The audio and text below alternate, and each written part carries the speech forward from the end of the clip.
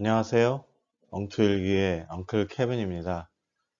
이번 주는 좀 늦었습니다. 지난 주말에 가족 행사가 있어서 어제까지 하지를 못하고 오늘 저녁에 간단하게 보려고 합니다. 긴 터널을 지난 것 같지만 아직 끝나지 않았다는 이야기도 있고 시장은 좀 여러 가지로 생각이 많게 하는 그런 상황입니다. 어떤 책을 이야기할까 하다가 투자의 고전이죠. 투자의 내기둥이라는 책에 대해서 오늘 이야기하려고 합니다. 윌리엄 번스타인이라는 분이 쓰신 책인데요. 이분은 좀 특이한 경력을 가지고 있습니다. 화학 박사이기도 하고 의학 박사 학위도 가지고 있었고 투자 이론과 경제 사학자로 활동하기 전까지는 신경과 전문의로 일을 하고 계셨던 분입니다. 그러니까 이과적인 훈련을 아주 높은 수준까지 받으셨던 분이 이제 그 금융 이론이나 경제 역사에 관심을 가지고 그쪽 분야에도 상당히 높은 수준의 그런 고전 같은 책을 쓰신 내용입니다. 근데 이 책은 2000년대 초에 나왔고요. 많은 분들이 읽고 참고를 했던 내용입니다. 내용 자체는 모든 고전이 그렇듯이 특별한 내용은 없지만 그래도 이 어려운 고통의 시간을 우리가 지내면서 어떻게 진행을 견뎌야 될까에 대한 그런 팁을 갖게 해주고요. 또 이거를 읽으면서 제가 제 투자에 대해서 어떻게 해야 될지에 대한 생각을 또 뒷부분에 한번 정리를 해봤습니다. 예전에도 한번 얘기를 했었는데요. 이즈음에 한번 정리하는 게 좋겠다라는 생각을 해서 간단히 정리를 했습니다. 정기적으로 찾아오는 손실의 고통을 불평 없이 맞이해라. 이게 주식을 가진 자의 의무다. 케인즈가 한 이야기죠. 네. 변동성은 피할 수 없고 그걸 견디는 자만이 주식을 통해서 주식이 줄 수 있는 그런 열매를 얻을 수 있다. 그런 이야기입니다. 네, 어떤 내용이 들어있는지 간단히 살펴보도록 하겠습니다. 이 책은 마치 참고서처럼 투자에 필요한 것들을 이렇게 딱딱딱 짚어서 정리를 하고 있습니다. 그래서 이해하기도 쉽고 설명하기도 쉽고 그렇습니다. 첫 번째 기둥은 투자 이론에 대한 이야기입니다. 투자 이론은 여러 가지가 있죠. 가장 큰 것은 주식, 채권, 기타, 현물 여러 가지가 있고 각 해마다 가장 수익을 많이 내는 것들은 주식이 아닐 수도 있습니다. 그러나 그것을 오랜 시간으로 축적을 해서 계산을 해보면 주식만한 투자 수단이 없다라는 게 결론이고요. 장기적으로 투자하면 할수록 오히려 손실을 볼 확률은 점점 줄어든다라고 이야기하고 있습니다. 그것들을 용기가 없으면 영광도 없다. 야수 길들이기, 주가가 야수라는 거죠. 시장은 당신보다 똑똑하다. 이런 이야기를 합니다. 그렇지만 어떻게 종목을 선택을 할 거냐에 대한 아이디어가 없는 경우에는 지수를 선택을 해야 되는데 그 경우에도 50% 이상의 변동성을 감당을 해야 합니다. 그래서 저자는 포트폴리오에 대한 제안을 하게 되죠. 채권, 주식, 현물, 이런 것들. 그래서 거기에 대한 설명을 이야기하고 있습니다. 그래서 실제로 이분은 포트폴리오에 대한 이론가이기도 하고요. 실제로 그것들을 통해서 한 번에 일확천금은 아니지만 꾸준하게 성공을 해 나갈 수 있는 그런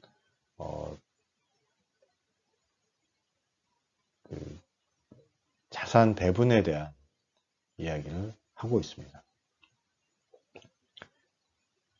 사실 어떤 종목을 선택할까 하는 것보다는 자산 배분을 어떻게 할까에 의해서 수익이 80% 이상 결정이 된다라고 합니다.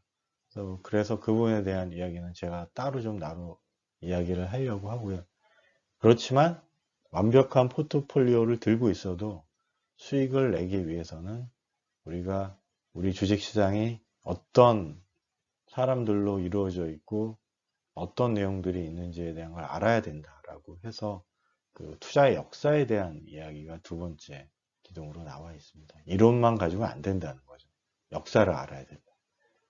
광기의 역사, 튤립, 그 다음에 기타 이 광기에 대한 이야기는 여러 가지 이야기가 있습니다. 거품에 대한 닷컴, 버블, 이런. 그냥 끝없이 올라갈 것 같은 그런 순간에 우리는 뒤돌아설 줄 알아야 한다는 것이고요. 이런 버블이 붕괴할 때는 또 마치 그냥 세상이 끝나버릴 것처럼 엄청난 공포와 고통을 주지만 그때가 또 역시 가장 좋은 기회라는 것. 그리고 이것들은 10년, 크게는 평생에 한두 번 정도 꼭 일어나는 일이고 피할 수 없다라는 것. 그런 것을 역사를 통해서 알아야 된다라고 이야기하고 있습니다. 이것들을 견디기 위해서는 투자에 대한 우리의 심리에 대한 것인데 이것은 여러 가지로 이야기를 했었죠. 진화 심리학에 의하면 우리는 생존을 위해서 그런 리스크에 대한 것들을 아주 극단적으로 피하게 우리 뇌는 발달이 돼 있어서 마치 올라갈 때는 그냥 끝없이 올라갈 것 같고 떨어질 때는 아주 끝없이 떨어질 것 같이 그렇게 느낀다라는 것이죠. 그렇기 때문에 아주 그냥 대단한 편향을 가지고 있고 우리가 하고 싶은 대로 투자를 하면 망한다라는 것들을 우리가 알아야 된다라는 거죠. 결국 군중과 함께 움직여서는 좋은 투자 결과를 얻을 수 없다라는 것도 투자 심리에서 우리가 이야기할 수 있습니다. 그리고 네 번째 기둥인 투자 비즈니스는 우리가 투자를 해 나감에 있어서 우리와 같이 만나는 사람들이 실제로는 우리의 편이 아니라는 거죠. 브로커는 우리의 편이 아닙니다. 이 사람들은 증권의 거래를 통해서 얻는 수수료가 메인이기 때문에 우리에게 그런 것들을 요구할 수 있는 거죠. 뮤추얼 펀드도 역시 여기는 수수료를 위해서 고객의 이익보다는 사실은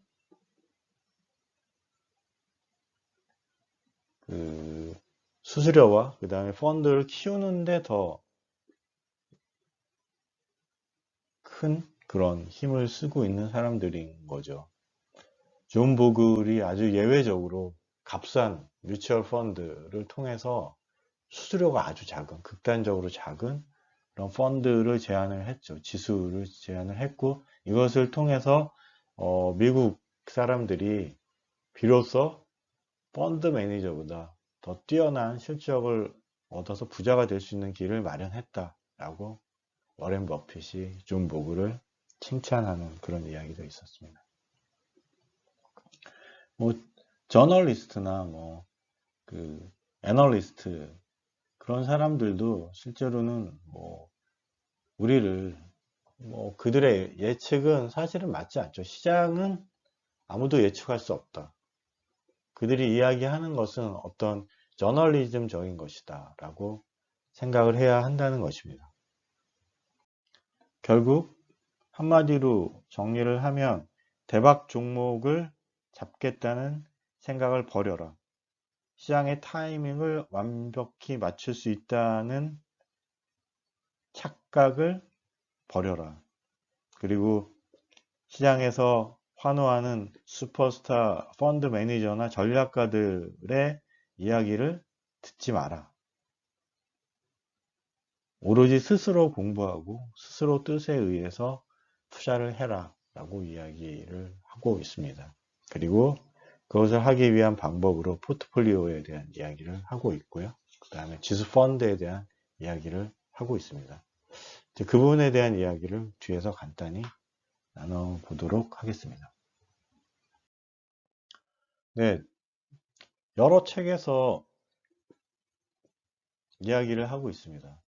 가치 투자자인 경우에는 우리가 투자하고 있는 그 회사의 주식의 가치를 우리가 평가를 해서 그 절대 가치보다 떨어진 경우에 그 주식을 사고 절대 가치를 뛰어넘는 그런 그 열광이 있을 경우에 판다. 성장주 투자인 경우에는 계속 성장을 할 수 있는 주식들을 선정을 해서 이것이 그 성장이 끝날 때까지 끝까지 들고 있어야 된다. 뭐 이렇게 이야기를 합니다. 필 피셔의 성장주 투자에 대한 이야기죠.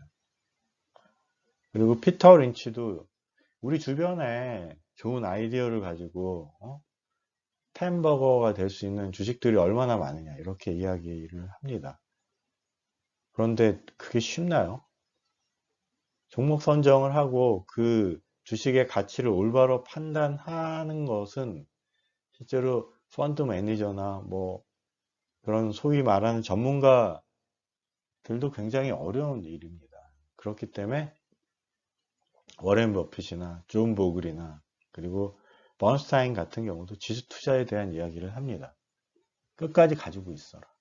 그런데 이 지수 투자에 대한 S&P의 연간 변동을 보면 그 변동성이 실제로 50%를 넘을 수가 있습니다. 그럼 우리가 이거를 그냥 뚜벅뚜벅 뭐 시계열로 나눠서 투자를 하든지 뭐 한 번에 넣고 투자를 하든지 견딜 수 있냐라는 것이고 견디기 어렵다라는 게 또 번스타인의 이야기입니다. 그래서 자산을 채권과 주식 그리고 뭐 금, 현금 뭐 이런 것들로 나눠서 자산 배분을 하자. 그러면 수익률은 좀 떨어지겠지만 변동률이 적어지고 적은 변동률 속에서 꾸준하게 자산을 축적해 나갈 수 있다라고 이야기합니다. 이런 부분이 이제 정적 자산 배분이라는 것이고요. 뭐 연구 포트폴리오나 뭐 올웨더 그리고 뭐 우리가 잘 알고 있는 뭐 40대 60 주식과 채권 비율 뭐 이런 걸로 변동성을 줄이는 그런 투자들이 있죠. 그렇지만 앞에서 이야기했듯이 지금까지 가장 많은 수익을 냈었던 투자 항목은 주식입니다. 종목 선정하는 게 어렵다고 하면 지수 투자라도 끝까지 할 수 있게 해야 되는데 그 변동성을 어떻게 줄일 것이냐에 대한 저의 생각은 뭐 뒤에 이제 말씀드리겠지만 동적 자산 배분을 좀 사용을 하면 그 같은 자산인 경우에도 모멘텀 전략을 이용을 하면 상승 모멘텀일 때는 주식을 들고 있고 하락 모멘텀일 때는 하락장일 경우에는 현금이나 뭐 좀 더 안정한 자산을 들고 갈 수 있다고 하면 상대적인 수익률도 올릴 수가 있고 변동성도 줄일 수가 있다 하는 그런 한 종목에 대한 이야기만 할 때는 절대 모멘텀이라고 하고요. 각각 두 개 중에 어떤 것을 선택할 거냐 하는 것은 상대 모멘텀이라고 합니다. 이것들을 이제 퀀트 투자라고 하죠. 그래서 자산 배분과 그리고 동적 자산 배분까지 합친 그런 퀀트 투자를 통해서 변동성을 줄이고 그리고 종목 선정에 대한 그 부담을 줄여서 투자를 할 수 있다라는 게 기본적인 퀀트 투자에 대한 이야기입니다. 저의 경우는 다음 페이지에서 말씀드리겠습니다. 저의 경우는 사실은 퀀트 투자는 어떤 그 팩터들로 인해서 나오는 그 종목들인 것이고 실제로 그 종목들에 대해서 제가 일일이 알고 있지 못할 수가 있습니다. 그리고 강한국님은 실제로 그것들에 대해서 특별히 공부를 하지 않아도 아무 문제가 없다라고 이야기는 하지만 실제로 이제 이해하지 못하는 것들을 투자하는 데는 좀 제 성격상 맞지 않아서 일단 큰 욕심 버리고 S&P 500 지수만 따라가겠다. 그리고 이것들은 10에서 한 13%의 수익률을 낸다. 이런 경우의 문제성은 변동성이 MDD가 50%까지 갈 수 있다라는 것이고요. 이거를 S&P 500 지수에 대한 절대 모멘텀을 가져가고 이거를 뭐 1년에 한 번, 6개월에 한 번 이렇게 하지 말고 모멘텀 스코어라고 해서 웨이트를 줘서 한 달, 세 달, 6달, 9달, 12달 이렇게 5개를 각각 한 달에 어떻게 되냐, 세 달에 어떻게 되냐 뭐 하는 것들을 플러스냐 마이너스냐는 걸로 스코어를 만들어서 뭐 0에서부터 100까지 퍼센트로 점수를 매겨서 그만큼만 그 지수 펀드를 들고 가는 그런 식으로 계산을 해보면 변동성은 반 이하로, 반 정도로 줄일 수가 있고 수익률은 거의 동등한 수익률을 얻을 수 있다라고 백테스트 결과가 나옵니다. 그래서 처음에는 이제 이것들로 해나가고 있었는데 이제 염려는 뭐냐면 단기적으로 어떤 그런 그 폭락이 일어났을 때는 대응이 너무 느리다는 거예요. 월 단위로 대응을 하는 경우에.